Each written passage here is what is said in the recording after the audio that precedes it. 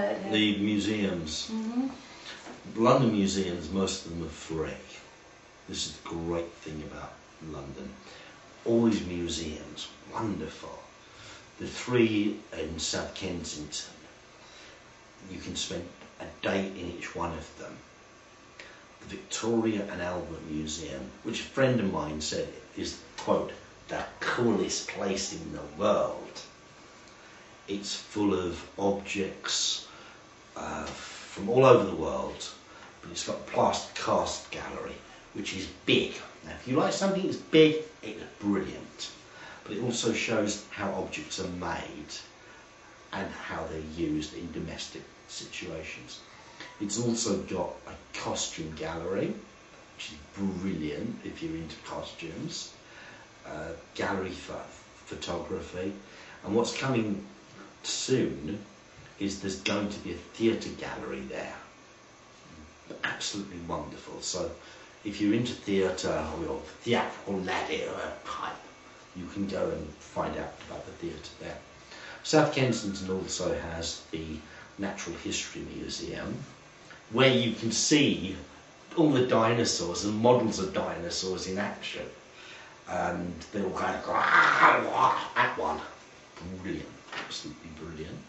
And there's also the Science Museum, which again is big, with one of my favourite exhibits, which shows one of the Apollo landing craft on an area of ground and showing how they actually got to step down onto the moon's surface.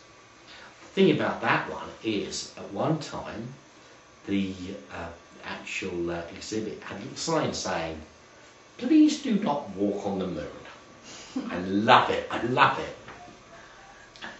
Then we have the British Museum that everybody knows, the Tate Gallery, which is actually the Tate Modern and the Tate Britain, the National Portrait Gallery, which sounds boring, but if you want to find out about the history of social movements, there are some wonderful portraits there of people who were involved in the campaign to stop the slave trade.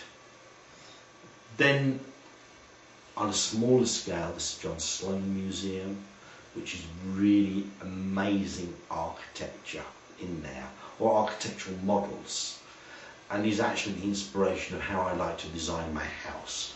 Lots of bits and pieces coming out the wall. So John Sloane was a bit of eccentric, but a brilliant architect. Definitely a museum to go and see. And then of course the last museum, or the first museum everybody should see, is the Museum of London.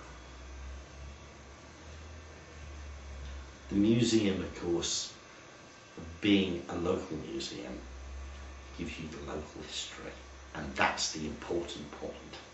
The local history is always the one.